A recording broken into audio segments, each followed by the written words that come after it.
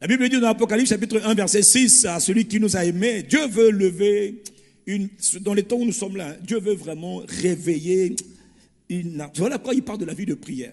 Toute la semaine, on a passé 3 jours en prière. C'est pourquoi Dieu voulait te mettre dans le feu de la prière. Dieu veut réveiller la vie de prière. Quand il parle de la vie de prière, il va te donner des occasions de prier. Veille de prière, tu pries. 2 heures de prière, tu pries. Chaîne de prière, tu pries. 1 heure de prière, tu pries. 5 minutes de prière, tu pries. Tu pries en tout lieu. Tu pries en tout temps. Tu pries à tout moment. Tu pries même en dormant. Ta bouche est fermée, mais ton esprit est en prière. Tu pries en mangeant. Tu pries après manger. Tu pries dans le transport. Tu pries. Si je parle à quelqu'un, dis-moi Amen. Pourquoi? Parce que Dieu sait que la vie de prière est capitale pour tout réveil. Le réveil dont je parle, que Dieu annonce et qui est en train de venir, vient lorsque les hommes ont une vie de prière active. Lorsque la vie de prière se réveille, alors là l'esprit vient. Il faut désirer la présence de Dieu pour que Dieu vienne. Il se laisse trouver par ceux qui le cherchent. Mais on le cherche en engageant la vie de... Oh, dis avec moi la vie de prière. Or, dans la vie de prière, il n'y a pas que toi. Il y a une autre dimension de la vie de prière qu'on appelle l'intercession. Il est écrit, à propos de Jésus, tout ce qu'il a fait, je ne résume pas ça en cela, mais il est écrit, à celui qui nous a aimés, à celui qui nous a lavés de nos péchés par son sang. Il nous a aimés, Jésus le Christ. Oh Jésus, il nous a tellement aimés. Et il nous a lavés de nos péchés par son sang. Et il dit, il a fait de nous, pas il va faire, il a fait. C'est un fait, c'est déjà fait. Maintenant, toi, ce que Jésus a fait de toi, tu dois maintenant le devenir. Tu dois le rendre manifesté. C'est bon que la femme ait un enfant dans son ventre. Mais le but de la femme, c'est pas de garder l'enfant dans le ventre. Le but de la femme, c'est que l'enfant sorte du ventre et commence à vivre sur la terre des vivants. On ne garde pas un enfant dans le ventre. On est pressé de le sortir au temps marqué, afin que l'enfant s'épanouisse. Il commence petit, c'est vrai, mais il va grandir. Et il va s'épanouir. Et il va se réaliser. Jésus a fait. Il ne fera pas. Il a déjà fait. De nous, des rois et des sacrificateurs pour Dieu son Père. Donc Dieu le Père attend sur son trône que toi et moi, nous devenions sur la terre des dominateurs, des conquérants, des plus que vainqueurs et des sacrificateurs. Le Père attend que toi et moi, ok, est-ce que je parle à quelqu'un peut-être de ce côté-là qui est plus... Le Père attend que tu deviennes. Il a fait de nous. Il ne va pas faire. C'est déjà fait. C'est déjà fait. Le ciel a bouclé la boucle. C'est fini. Maintenant à toi de comprendre. Et puis maintenant de crier à Dieu. Fais-moi grâce de devenir un roi sur la terre. Un roi sur la terre. Le roi, qu'est-ce qu'il fait? Il domine. Le roi n'est jamais dominé, jamais. Le roi domine sur tout. Oh. Un roi, dans le domaine dans lequel il t'a appelé, quel que soit, t'as dit tu vis une vie. La vie que tu dois vivre là, regarde Jésus. C'est le mot, ne m'imite même pas. Regarde des Écritures, lis les évangiles. Comment Jésus vivait? Il a besoin de pain, il n'y a pas de pain. Il dit c'est pas un problème.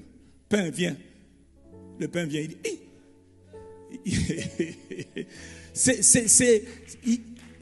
C'est la vie à laquelle une vie au-dessus de la norme. Une vie qui n'est pas naturelle. Elle est surnaturelle. Elle est divine. Oh, quelqu'un dit Amen. Mais il a fait de nous des rois. Le problème c'est que le roi ne marche pas sans l'autre. C'est comme manger et boire. Le corps humain a besoin de manger et de boire. Celui qui est roi doit aussi rentrer. S'il veut être roi, il faut qu'il obéisse à l'autre loi, l'autre règle.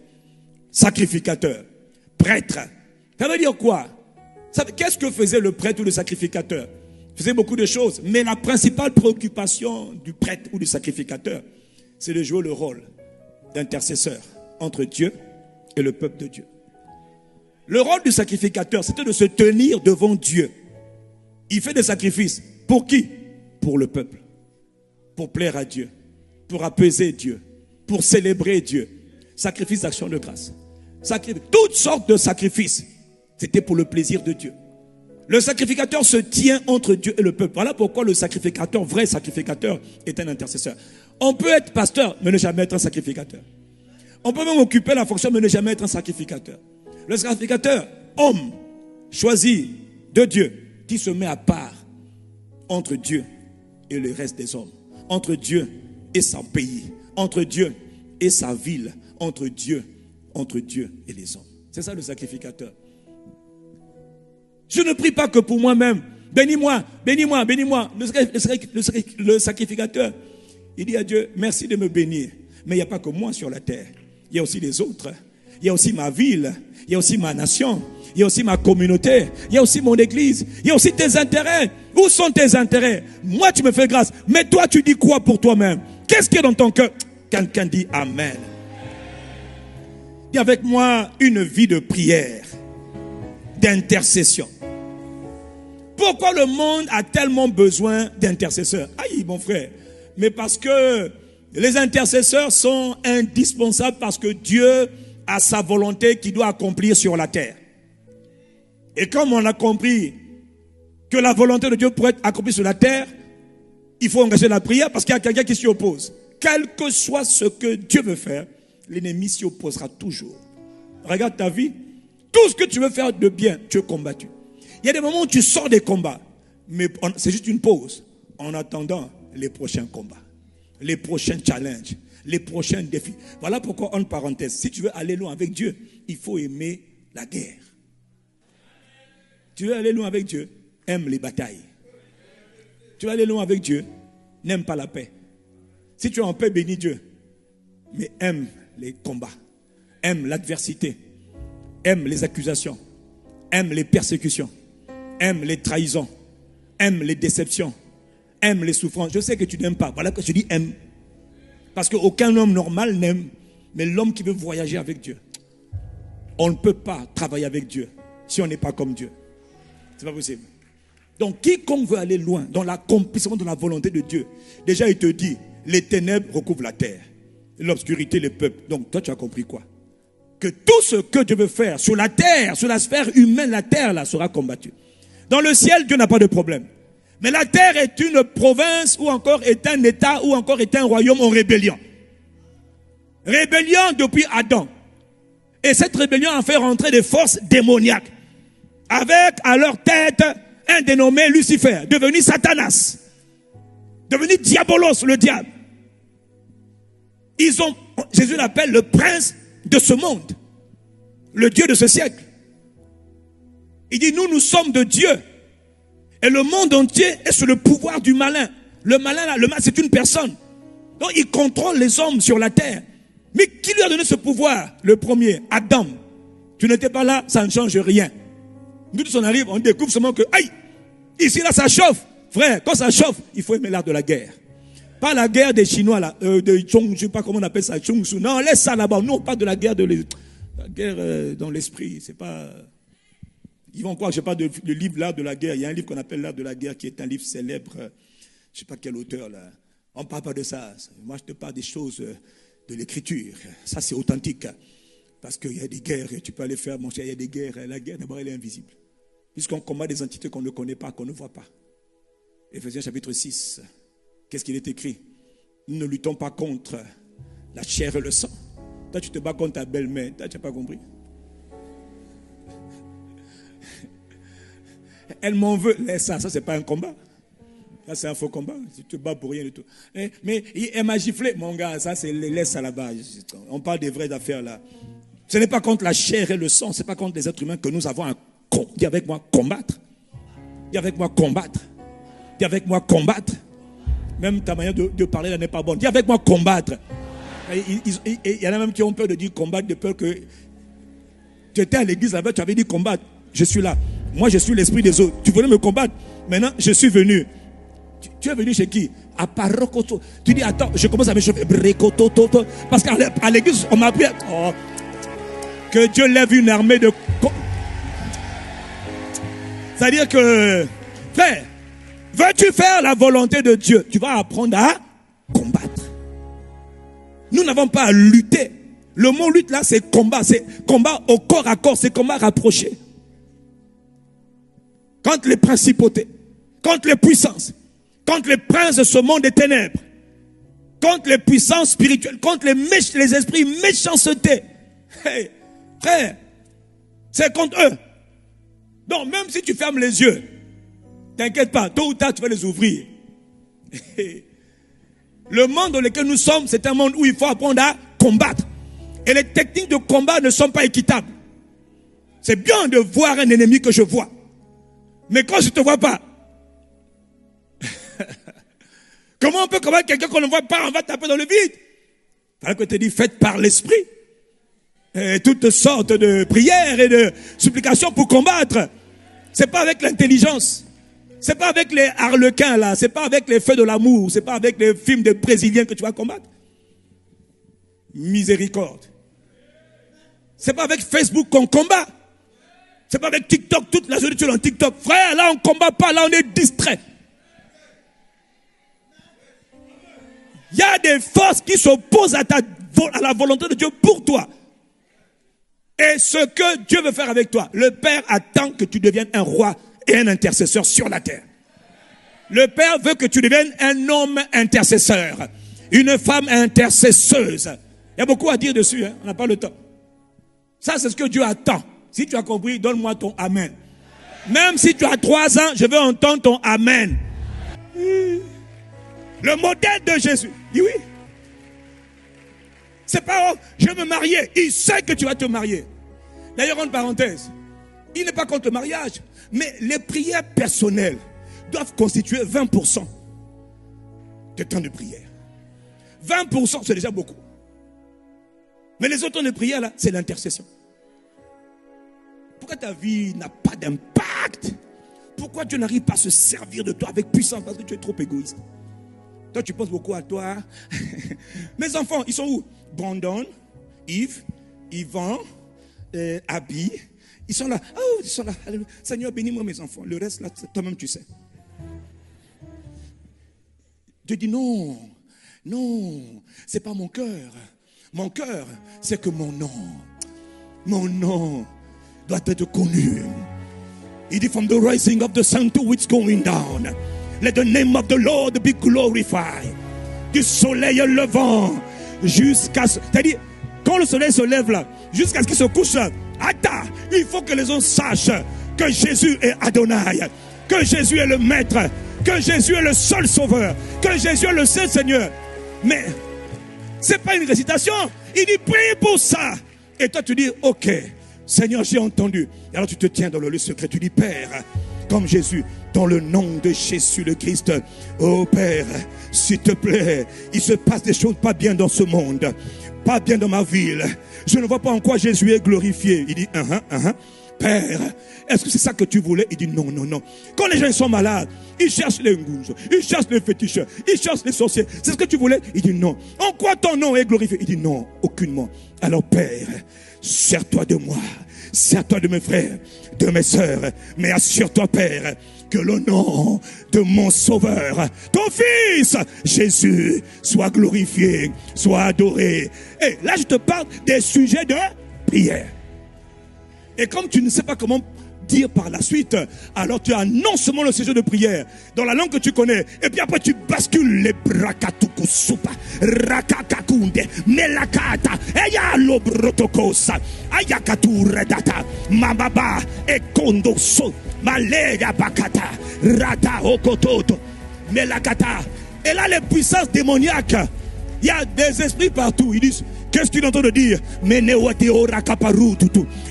j'ai déjà tracé ma direction. En parenthèse, quand tu pries en langue, ne prie pas en langue dans le vide. Tu m'entends? Si tu veux que ta vie de prière soit puissante, sache pourquoi tu es en train de prier. Tu ne sais pas ce que tu dis, mais dans ton cœur, tu as une pensée, une direction. C'est-à-dire, ne viens pas juste dire, je vais prier. Non. Tu pries pourquoi? Parce que même Dieu dit, mais toi tu cherches quoi? Tu ne sais pas ce que tu dis, c'est vrai. Mais dans ton cœur, pour me prendre une prière, Père, glorifie ton Fils. 1 heure. Mababa, ratatoto, ekata, ruata, meata, ruyakaka. D'autres seront là. Oh, yakatura baba baba. Ayadagaga. Mandede. D'autres seront comme ça. Oh, bragato, nebebebe. Rekototo, papa, papa, papa. D'autres seront comme ça. Ah, ya, ya, baba, baba. Oh, rakata, baba, baba. D'autres sont comme ça. Aya, yakata, debo, rakata. Toutes les positions. D'autres, ils sont en train de marcher seulement. Oh, ria, baba, baba. Ekondede, baba. Ria, baba. Chacun sa position. Quelqu'un donne à Dieu un bon amen. Mais pourquoi tu pries 1 heure pour un sujet comme ça là? Pourquoi? C'est un fardeau. Ça me fait mal de voir que le nom de mon Jésus, celui qui a connu Jésus, je vous le dis, hein, celui qui a rencontré Jésus, va découvrir à quel point Jésus est digne. Comment quelqu'un a pu m'aimer alors que j'étais pas aimable? Comment quelqu'un a pu s'intéresser à moi alors que j'étais digne de mort? Je ne méritais pas miséricorde. Mais le Père m'a tellement aimé. Et lui m'a tellement aimé. Il a dit, Père, je me sacrifie pour lui. Comment quelqu'un peut m'aimer à ce point? Comment quelqu'un a pu me considérer quand personne ne me calcule? Père, tout le monde me rejette. Mais lui, il m'accepte. Comment quelqu'un, je suis plus bas que terre. On m'écrase. Il dit, non, ne l'écrasez pas. Je n'ai besoin. Moi, je relève ceux qui sont tombés par terre. Je donne la seconde chance à ceux qui n'ont plus de chance. Je relève ceux qui tombent en défaillance. Comment quelqu'un, là où même les parents disent, vomissez-la, il dit, je la reçois. Je donne mon sang. Oh, mais Jésus là, mais quand tu as rencontré, celui qui a rencontré le Jésus que moi j'ai connu, non. Que ceux qui l'aiment donnent un bon amen. Jésus. Aïe, aïe, aïe, aïe, aïe, aïe. Lui, il prie avec les fardeaux. Il a mal. Ça boule. Toi, là, tu es trop tranquille. Les gens insultent Jésus, ça te fait rien. Les gens blasphèment sur Jésus, ça te fait rien. Les gens trompent les autres par rapport. Tu dis, bon, c'est pas grave, hein. Chacun fait ce qu'il veut. Non, c'est grave. Je ne les condamne pas. Mais je viens dans la présence de Dieu. Je dis, Père, nous avons un problème sur la terre, toi et moi. Protocole, change cette affaire. Ah, est-ce que quelqu'un comprend de quoi je parle? Même Jésus, dans Jean, chapitre, je ne sais plus combien, à un moment donné, dit au Père, Jean 17, il dit, Père, glorifie ton nom. Voilà le genre de prière. Père, glorifie ton nom dans ma vie, dans ma ville, dans ma famille, dans ma nation où tu m'as planté. Père, glorifie ton nom. Ça, c'est une prière. Jésus a prié. Père, ne me donne pas un enfant. Non. Quand tu es en train de dire glorifie ton nom, même l'enfant est en train de... Oh, Père, rakatutukutu. 1 heure de prière, juste pour ça. 1 heure de prière en langue. Parce qu'en français, tu ne pourras pas. En lingala, tu ne pourras pas. En molukutuba, tu ne pourras pas. Je veux dire quoi? Mais je n'arrête pas de dire glorifie ton nom. Glorifie ton nom. Glorifie ton nom. Non. Il nous a donné le langage scripté entre les cieux et la terre. La langue des gens qui se codent entre eux, qui parlent de la terre des mortels aux immortels. Intercession stratégique. Mais Jésus te montre le bon exemple. Il prie. Voilà pourquoi on est choqué de voir que Jésus priait de 6h du soir, 18h, jusqu'au lendemain matin, jusqu'à l'aurore. On voit Jésus multiplier les temps de prière la nuit. Mais de quoi il parlait? Il parle de ses fardeaux. Et je vais vous dire une chose. Quand tu as un fardeau, rien que Père, glorifie ton nom. Tu peux rester dessus pendant 2 heures. 2 heures. 2 heures. Et tu transpires. Ne laisse pas la terre dans son état. Fais quelque chose.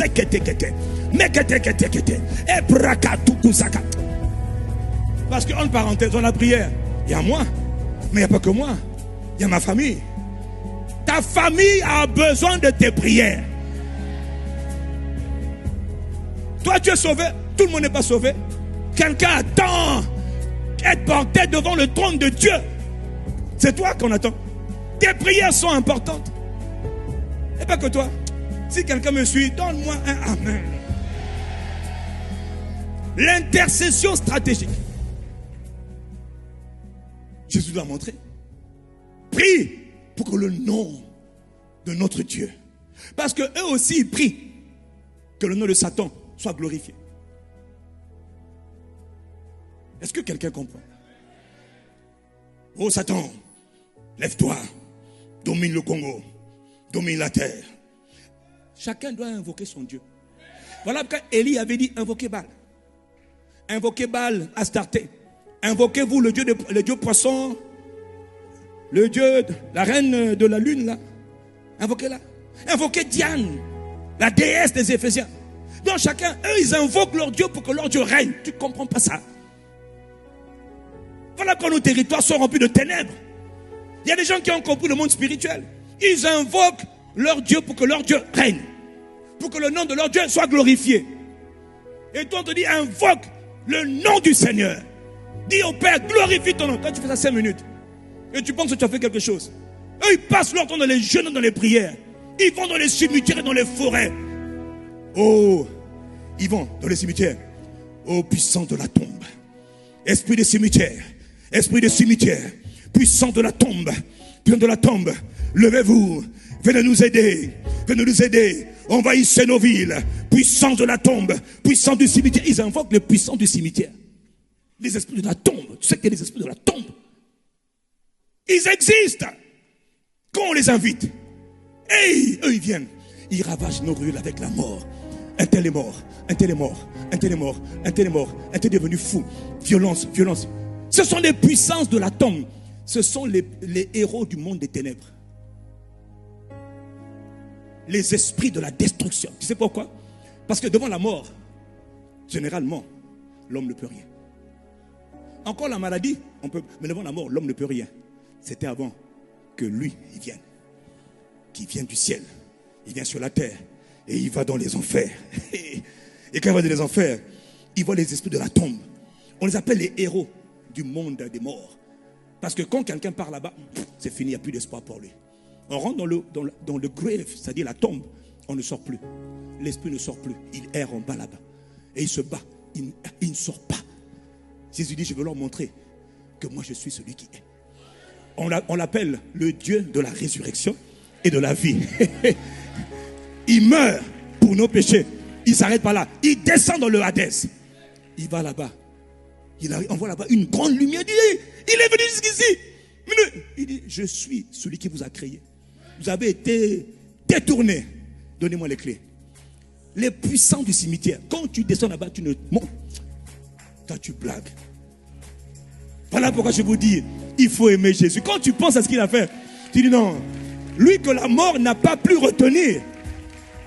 Il te dit, priez que même dans la tombe, mon nom soit glorifié. Voilà pourquoi ce n'est pas, on ne prie pas pour la résurrection dans le désordre.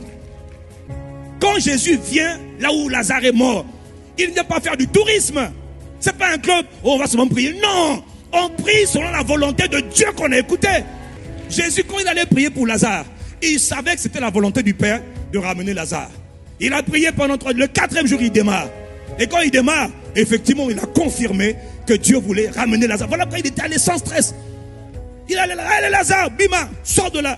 Je suis venu te chercher. Le Dieu vivant qui m'a appelé, le Père, veut que tu sors sans problème, sans transpiration, sans sueur, sans groupe de prière. Déjà lui-même, c'était déjà une usine de mégawatts et de mégawatts de power. Que Dieu nous accorde la grâce de transporter le... Hey! En tout cas, moi, c'est ma prière. Que Dieu m'accorde la grâce de transporter une usine de super puissance comme Jésus, au point de parler à un corps qui est décomposé depuis 3 jours, 4 jours, et qui revient à la vie. Il faut aimer Jésus. Que ceux qui l'aiment donnent un bon amen.